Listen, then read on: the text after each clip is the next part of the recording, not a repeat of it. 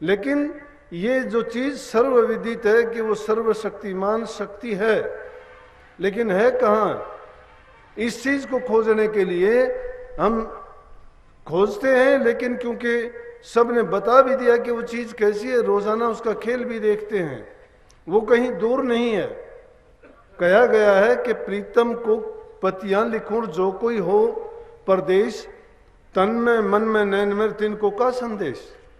अगर परमात्मा को दूर कहीं समझते हो, जिस प्रकार से हम सोचें कि हमारा प्रीतम कहीं दूर विदेश में प्रदेश में रहता है, तो हम उसको खत पत्र चिट्ठी लिख सकते हैं, लेकिन जो हमारे अंदर ही समाया हुआ है, हमारे तन में है, मन में है, नैन में है, तो उसको कहाँ उसको लिखने की जरूरत है? अरे जो हाजिर नाजिर हमारे सामने है, हमारे पास में है, उसको खोजने के लिए कहीं नहीं जाना। लेकिन क्या है कि हमारी आंखों पर जो पर्दा चढ़ा हुआ है, उस पर्दे को हटाना है। और वो पर्दा कौन हटाएगा? सतगुरु।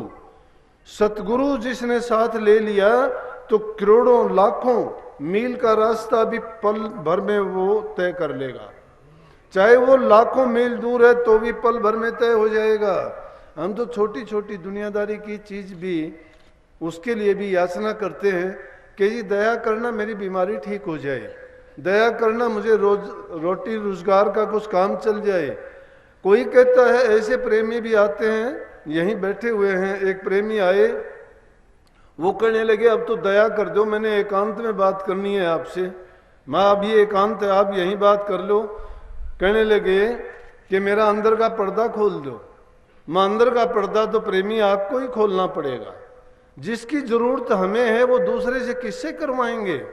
कभी हम कहते हैं कि जो करेगा गुरु करेगा, जो करेगा देव करेगा, जो कोई करेगा मेरा इष्ट करेगा, प्रभु करेगा, प्रभु के बिना पत्ता नहीं हिलता। जरूरी बात है कि उनके बिना नहीं हिलता, लेकिन वो जो कहते हैं उस काम को करने के लिए तो तैयार हो आप। वो पर्दा अगर आप खोलना चाहते हो तो पर्दा खोलना मुश्किल नहीं है। सतगुरु ने उसकी चाबी दे दी है, सतनाम धन पूंजी और संतनाथ कुंजी। संतों ने जो कुंजी आपको सौंपी है वो उसी अखूट खजाने की चाबी आपको दी गई है कि उसको खोलो। ताला बहुत भारी लगा हुआ है, उसको खोलने में टाइम लगेगा, हिम्मत करनी पड़ेगी, दलेरी दिखानी पड़ेगी। वो हिम्मत हमें होती नहीं है। हम तो चाहते हैं कि वो भी और कोई खोल दे, दरवाजा भी और कोई खोल दे, अंदर भी और कोई चला जाए, वो सामान भी उठा के हमें दे दे, बल्कि अगर खाने की चीज हो तो हमें खिला दे, रखने की चीज हो तो हमारे पास रख दे, या और कुछ करने की चीज हो तो वही करके और हमें दे दे। ऐसा कभी संभव नहीं हुआ है। अगर ऐसा कोई आडंबर करता है कि मैं तुम्हारे लिए करूंगा, धोखा है। गुरु जो करता है वो हाजिर नाजिर रह के उसी टाइम कर देता है जब नाम की दीक्षा देता है। जिसको नाम मिलिया उसका लेखा निमड़िया। सतगुरु जिसको नाम दे देता है जो श्रद्धावान है, लेकिन गुरु उसके लिए कंडीशन रखता है, शर्त तय करता है कि इन शर्तों को जरूर अपनाना पड़ेगा, उन मर्यादाओं पर आपको चलना पड़ेगा। मर्यादा तो हम निभाना नहीं चाहते हैं, नियम का पालन कभी करते नहीं हैं, क्योंकि एक तरफ दुनियादारी का बगीचा है तो एक तरफ ये भक्ति उजड़ा हुआ सा खेत नजर आता है। क्यों दिखाई देता है कि ये तो काल की रची हुई यहाँ की रचना है। इस रचना का तमाशा तो हम बाहर की आंखों से देखते हैं, दिखाई देता है, लेकिन यहाँ जो उजड़ा हुआ दिखाई देता है ये इस प्रकार से है जिस प्रकार से किसी सुंदर महल के दरवाजे बंद कर दिए जाएं। लेकिन उस सुंदर महल के अंदर जब आप जाओगे, अंदर जाने के बाद देखोगे कि उसकी क्या शोभा है, उसमें कौन कौन सी बहुमूल्य रत्न जड़ी चीजें हैं और उनकी कितनी उनमें सुंदरता भरी हुई है। वो बाहर से नजर नहीं आएगी, बाहर से तो देखोगे कुछ नजर नहीं आता। दुनियादारी की चीजें जो देखते हो वो आपको यहाँ दिखाई देती हैं। इसलिए उस काल और माया की चीजों में हम अपने आप को इतना लगा लेते हैं और उनमें आनंद खोजना शुरू करते हैं। है उनमें छोटा मोटा आनंद। अरे इस बात को तो देख के, संबल के फूल को देख के तोता भी समझता है कि बहुत सुंदर फल है ये, लेकिन जब उसमें चोंच मारता है और चोंच मारने के बाद देखता है क्या निकलता है, उसमें रुई निकल आती है, उसकी मेहनत बेकार चली जाती है। वो सोचता क्या था, मिलता क्या है। इसी प्रकार से दुनिया के रस हैं। ये जो दिखाई देने वाले पदार्थ हैं, इन चीजों के अंदर उसी प्रकार से रुई निकलाई है। ये संसार रूपी दुकान के अंदर सब सामान है और हम लोग यहाँ व्यापारी बन के आए हैं। लेकिन जो चतुर हैं, बुद्धिमान हैं और जिन्होंने गुरु से ज्ञान ले लिया है, गुरु ने कौन सा ज्ञान दिया? गुरु ने बताया है कि जो चीज है, नाम है, नाम के बराबर दौलत नहीं। आप नाम को कैसे आंकोगे? क्या दौलत है? अरे जिसके सामने ये बात बताई गई वो नहीं जानता नाम क्या दौलत है, क्योंकि नाम कोई चीज ऐसी नहीं उनके सामने रख दी जाए। नाम का कोई रंग रूप नहीं है जिसको पाके वो समझ लें कि इसकी कितनी कीमत होगी। हम तो दुनिया में किसी चीज को देख के उसकी कीमत आंकते हैं, लेकिन उस चीज की कीमत क्या आंकोगे जिसका कोई रंग नहीं, रूप नहीं, पहचान नहीं, दिखाई नहीं देती है, लेकिन उसका फल है। हम जो भी चीज देखते हैं, हमारा ख्याल है, हमारा विचार है, विचार आते ही हमारे ख्यालों पर भी असर होता है।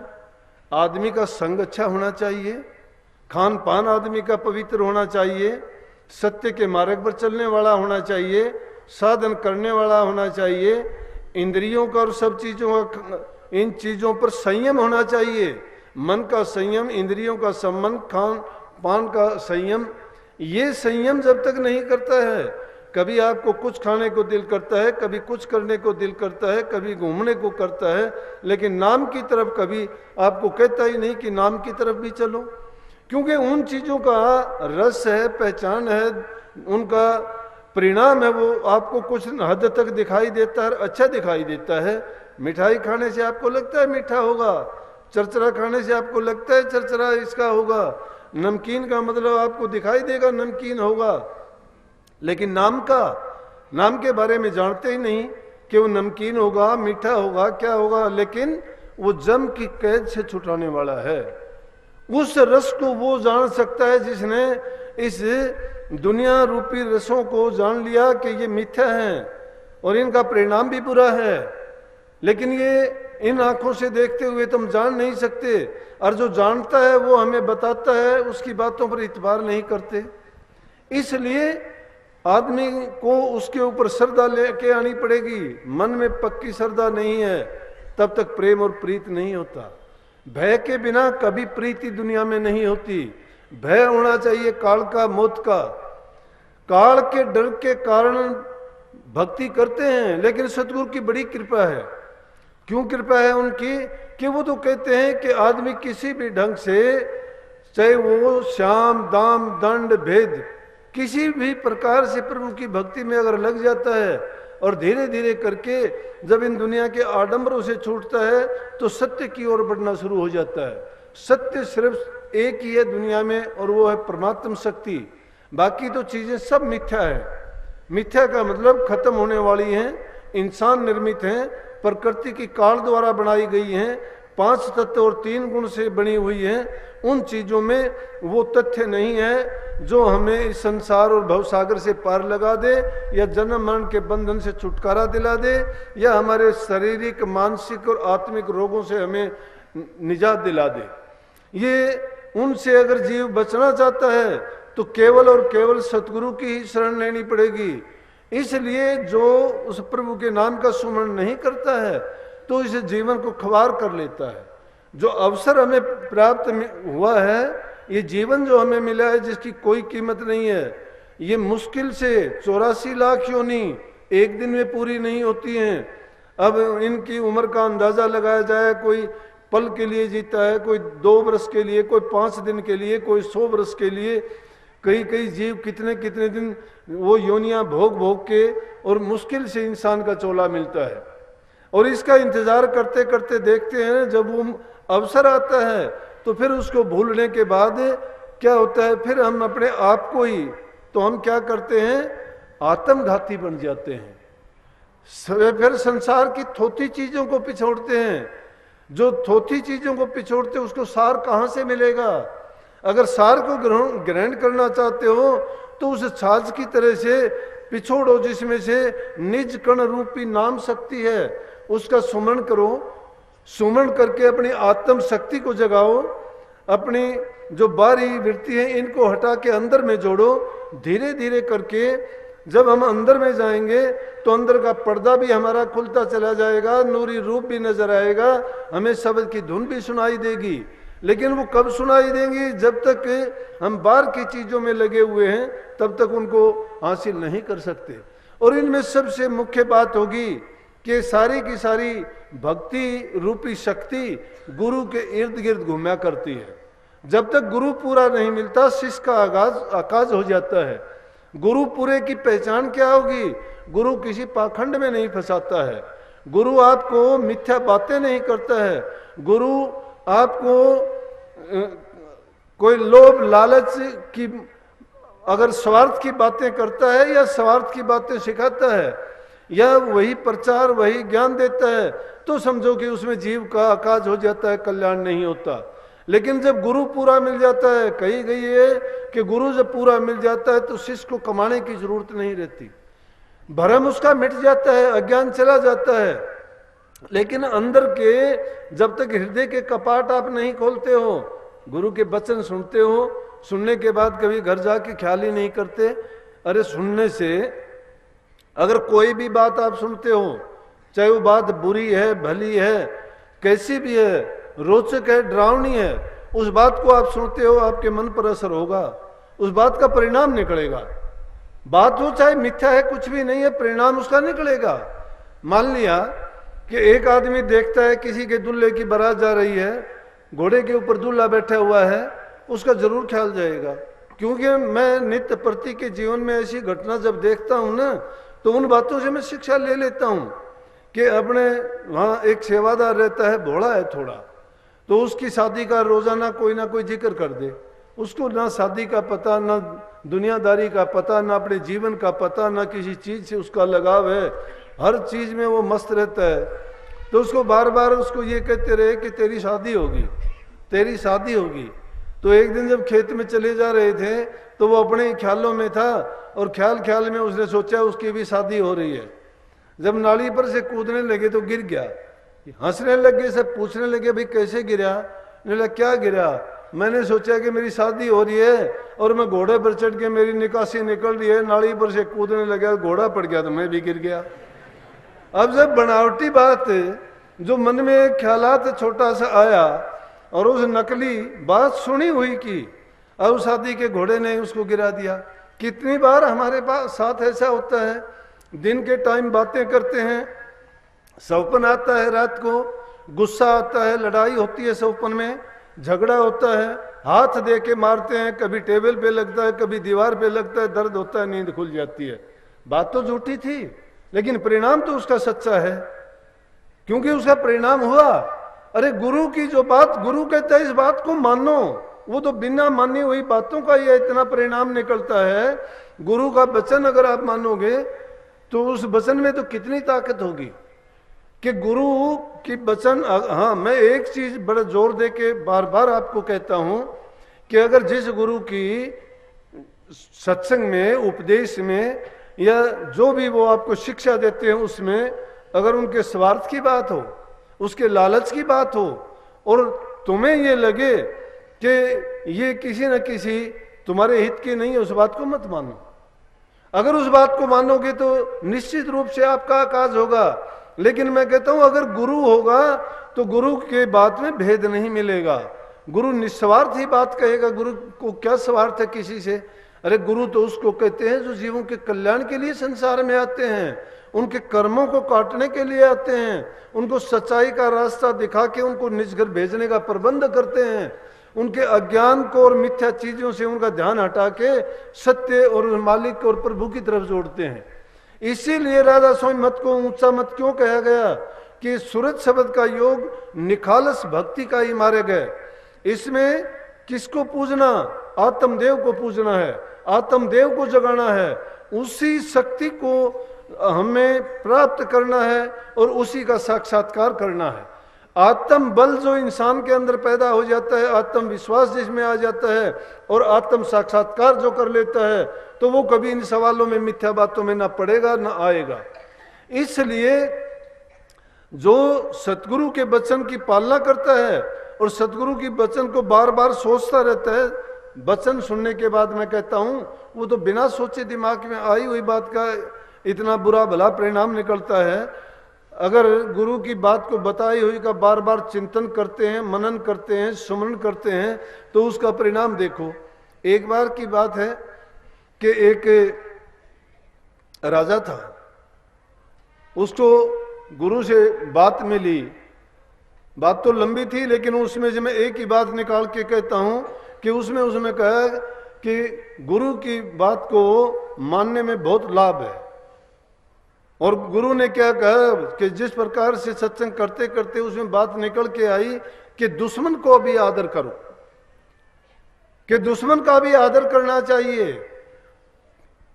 जब राजा ने ये बात सुनी आया, लेकिन उसको कुछ दिन के बाद में राजा को पता लगा कि तेरी इस दिन मृत्यु हो जानी है।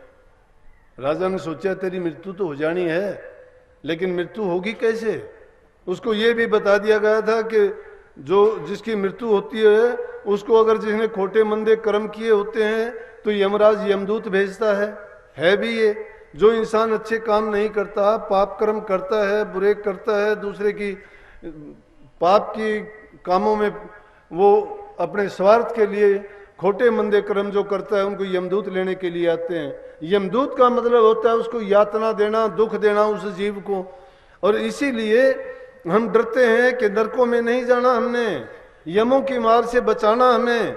अरे हम सतगुरु के होके भी यही प्रार्थना करते हैं कि सतगुरु के हमें नरकों में ना भेजना, यम की मार नहीं पड़नी चाहिए। लेकिन संत मत तो असली वो है कि उनको एक ही इच्छा रखनी चाहिए कि दोबारा हमें संसार में सतगुरु नहीं भेजना। जो हमारा कर्म हो इसी जीवन में पूरा करवा देना, चाहे हमें कितना भी कष्ट हो, इसी जीवन में हमारा कर्म पूरा करवा के अपने निज देश में हमें लेके जाना, ताकि सदा के लिए शांति मिल जाए और अमरता को प्राप्त हो जाए। हम बार बार संसार में जन्मे और मरे नहीं।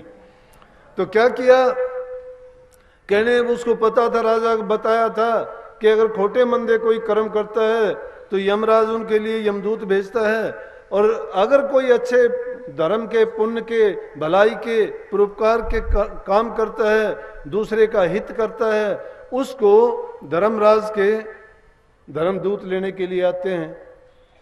तो उसको राजा को पता लग गया। लेकिन जो भी था उसको जब लेने के लिए आए तो राजा तो ऐसे पद पे होता है, भलाई के काम भी हो जाते हैं, बुराई के काम भी हो जाते हैं, गलत आदमियों को सजा भी दी जाती है, कभी कुछ होता रहता है। और राजकाज में करने वाले आदमी को इतने जब काम करने पड़ते हैं, उसको अनजाने में भी कोई गलत काम हो जाता है, लेकिन काम की परिणाम तो जरूर होगा। भला किया होगा तो भला होगा, बुरा होगा तो बुरा। तो जो उसको यमदूत लेने के लिए आए तो सांप का रूप धर के आए। जब सांप के रूप में आया तो उसने सुन लिया था और उसने पहचान लिया था, क्योंकि गुरु से ज्ञान लिया हुआ था, भक्ति करता था। उसको अपनी मृत्यु का पता लग गया कि उस दिन तेरे को काल का जो दूत आएगा वो सांप के रूप में लेने के लिए आएगा, लेकिन है दुश्मन तेरा, क्योंकि जब तेरे को लेने ही आएगा तो तेरा दुश्मन ही हुआ। इसलिए उसने सोचा कि चलो गुरु का हुक्म है और वो इस रूप में आता है तो मेरा काम तो आदर करना है। उसने देखा कि इस रास्ते से उस नगर के चारों तरफ रास्ते साफ करवा दिए, बुआरी झाड़ी निकलवाई, पानी का छिड़काव कर दिया, जगह जगह दूध के प्याले रख दिए, और उसने फूलों की, इत्र की बड़ी सुगंध फैला दी कि भाई वो किसी भी रास्ते से आएगा, जिस रास्ते से आएगा तो उसको ये अच्छी अच्छी चीज मिलेंगी, तो उसका जो होगा देखा जाएगा। लेकिन गुरु का वचन ये था कि दुश्मन का भी आदर करना चाहिए। जब वो यमदूत आया और उसने आके देखा जगह जगह पर भांति भांति की सुगंध है, फूल खिले हुए हैं, बड़ी सजावट कर रखी है कि जैसे किसी बहुत बड़े आदमी का आदर सत्कार होना हो या किसी को राज सिंहासन पर बैठाना हो। उसने सोचा कि मैं तो आया तो इसको लेने के लिए हूँ। और राजा ने ये क्या किया, जगह जगह दूध है, दूध पीता है, मस्त हो गया, कहीं अमृत के प्याले भरे हुए हैं। और मस्त होके जब राजा के पास पहुंचा तो राजा के पास जाके राजा से कहने लगा, राजा को ये भी एक गुण प्राप्त था कि जो जीव जंतु जानवर जो भी कुछ बोलेंगे राजा की समझ में आएगा। तो सांप के रूप में जब उसके पास पहुंचा, जाके कहने लगा कि राजा मैं आपको लेने के लिए आया हूं, आपका टाइम पूरा हो चुका, लेकिन आपने मेरे दिल को जीत लिया है। मृत्यु का तो नियम और कानून ये कहता है कि मुझे हुक्म मिला है, मैं आपको लेके जाऊंगा, छोड़ नहीं सकता। लेकिन अब आपने जो मेरा आदर सत्कार किया है उसको अगर देखता हूं तो मैं अपने सारे नियमों को तोड़ के भी आपको लेके नहीं जाऊं।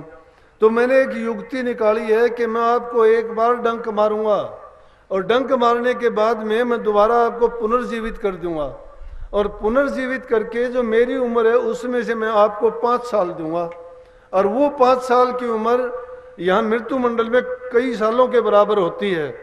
बोला तो इसमें घबराने की कोई बात नहीं है। और उसमें ये भी है कि जब तू दुनिया से जाएगा तो फिर तेरे को अच्छे काम करना, तुझे पता लग गया कि कैसे काम करने से और आपको जीव को क्या मिलता है।